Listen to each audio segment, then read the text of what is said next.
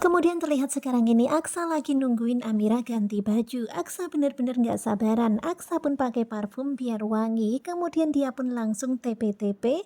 Kemudian dia pun langsung PW di atas ranjang. Tetapi udah ditunggu-tunggu, udah lama banget. Kok Amira nggak kunjung datang? Tentu saja Aksa pun jadi bertanya-tanya. Ini Amira kok lama banget? Dan hingga pada akhirnya Aksa pun nyusul ke kamar mandi luar untuk mengecek Amira. Karena udah lama banget loh kok nggak datang-datang. Kemudian Aksa pun mengetuk pintu nggak ada jawaban hingga akhirnya Aksa pun masuk kamar mandi dan ternyata di kamar mandi nggak ada siapa-siapa dan yang tertinggal hanyalah baju merah yang diberikan Aksa untuk Amira. Kemudian Aksa pun berteriak-teriak mencari-cari Amira, tak ada balasan, tak ada suara Amira.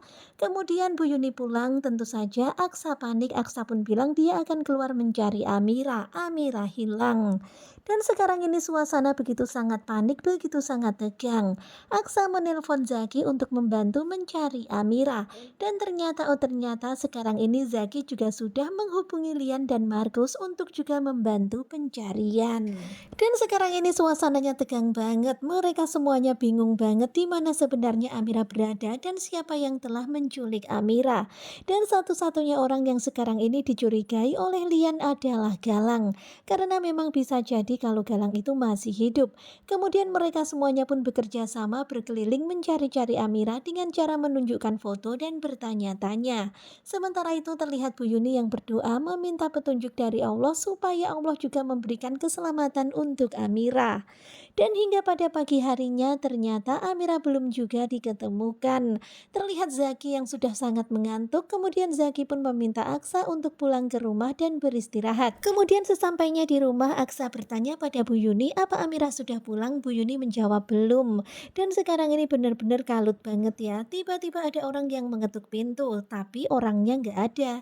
Dan hanya ada sebuah kertas di depan pintu. Aksa pun kemudian mengambil kertas itu.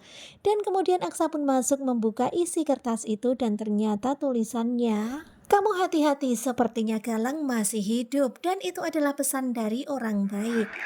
Ternyata Bastian mengirimkan surat itu supaya Aksa waspada, supaya Aksa berhati-hati, dan supaya Aksa tahu kalau Galang masih hidup. Dan sekarang ini Aksa bertanya-tanya siapa yang mengirim surat itu. Tetapi siapapun itu, Bu Yuni tahu kalau itu adalah orang baik yang berusaha untuk melindungi Aksa dan Amira. Dan sekarang ini mereka benar-benar pusing banget karena Amira hilang belum juga diketemukan.